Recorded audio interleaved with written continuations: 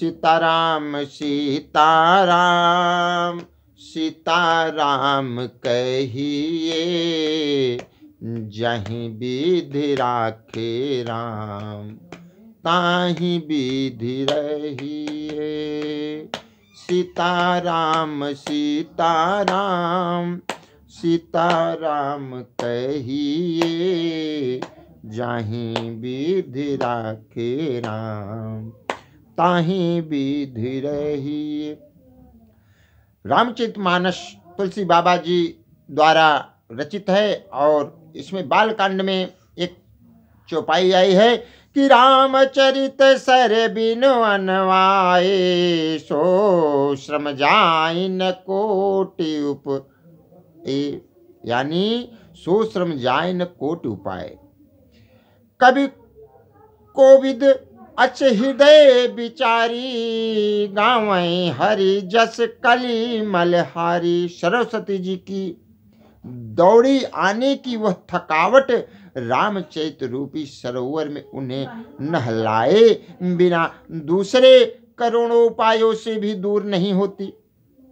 कवि और पंडित अपने हृदय में ऐसा विचार कर कलयुग के पापों को हरने वाले श्री हरि के यश का ही गान करते हैं। किन्हें प्राकृत जनगुण गाना, सिर धुन गिरा लगते पछताना। हृदय सिंधु मति सीप समाना, स्वाति शारदा कहीं सुजाना। संसारी मनुष्य का गुणगान करने से सरस्वती जी सिर धुनकर पछताने लगती हैं कि मैं क्यों इसके बुलाने पे आई। बुद्धिमान लोग हृदय को समुद्र, बुद्धि को सीप और सरस्वती जी को स्वाति नक्षत्र के समान कहते हैं। जो बरसई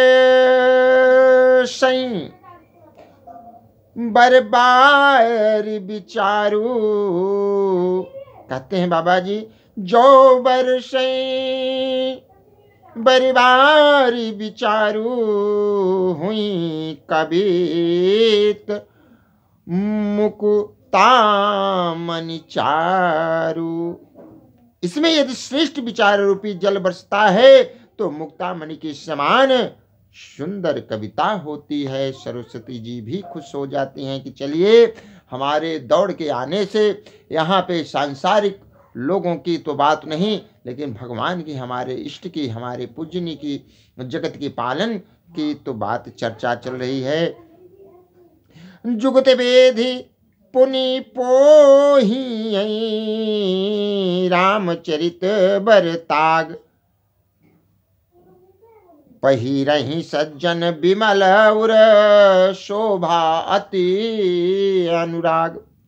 उन कविता रूपी मुक्ता मणियों को युक्त से वेध कर फिर रामचरित रूपी सुंदर तागे में पिरोकर सज्जन लोग अपने निर्मल हृदय में धारण करते हैं, जिससे अत्यंत अनुराग रूपी शोभा होती है। वे अत्यंतिक प्रेम को प्राप्त करती हैं। आगे बाबा जी ने कहा, जे जन्मे कलिकाल कराला। आप देखिए यहाँ पे बहुत ही सुंदर चौपाई बाबा जी ने, तुलसी बाबा जी ने कहा है, क्योंकि कलयुग काल की यहाँ पे इन्होंने चर्चा करी है बाबा जी ने।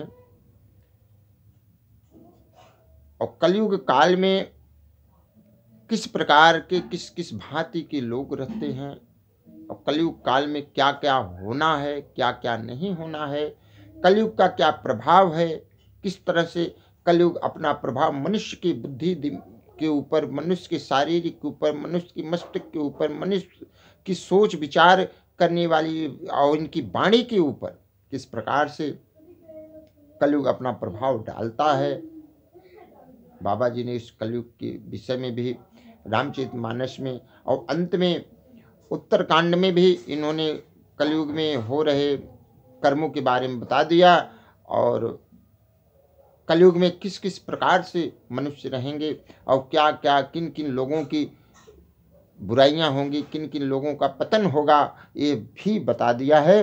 आइए बाबा जी ने क्या चौपाई कहा था। जे जन्मे कलिकाल कराला, कर तब बायस बेस मराला। चलत कुपंत वेद मग छाड़े, कपट कलेवर कलिमल भाड़े।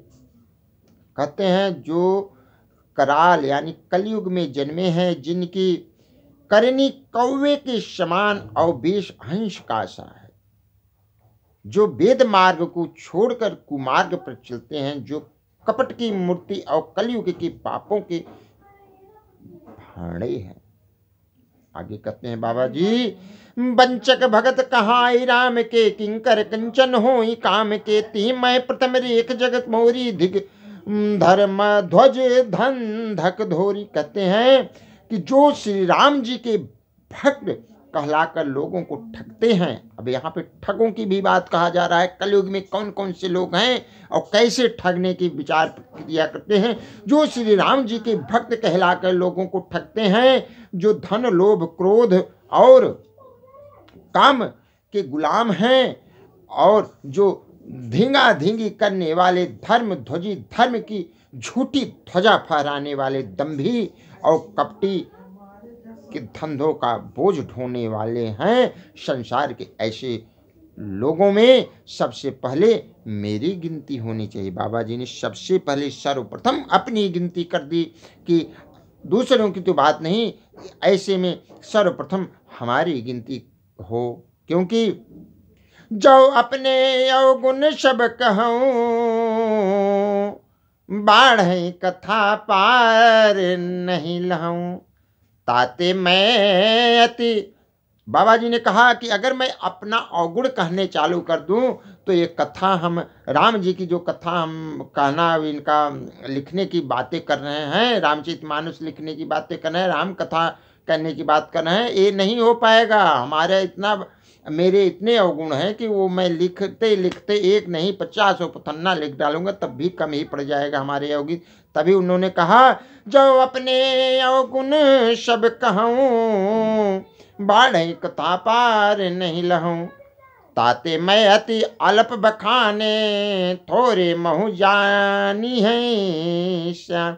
मैं, बाबा जी ने कहा, यदि मैं अपने सब अवगुण को कहने लगूं तो कथा बहुत बढ़ जाएगी और मैं पार नहीं पाऊंगा। इससे मैंने बहुत कम अवगुणों का वर्णन किया। बुद्धिमान लोग थोड़े में ही समझ लेंगे। जो बुद्धिमान होंगे वो समझ जाएंगे कि तुलसी बाबा जी क्या कहना चाहते हैं। लेकिन जो अबुद्धि वाले हैं वो तर्क वितर्क कुतर्क करते रहेंगे, लेकिन हमारे बारे में नहीं जान पाएंगे। समुझ विधि विधि नति मोरी, कहते हैं बाबा जी कि समुझ विविध विधि बिनती मोरी, कौन कथा सुन दे है खोरी। एतहूँ पर करी है जे आशंका, मोहित अधिक ते जड़ मति रंका। बाबा जी ने कहा, मैं मेरी अनेकों प्रकार की विनती को समझकर कोई भी इस कथा को सुनकर दोष नहीं देगा। इतने पर भी जो शंका करेंगे वे तो मुझसे भी अधिक मूर्ख और बुद्धि के कंगाल हैं।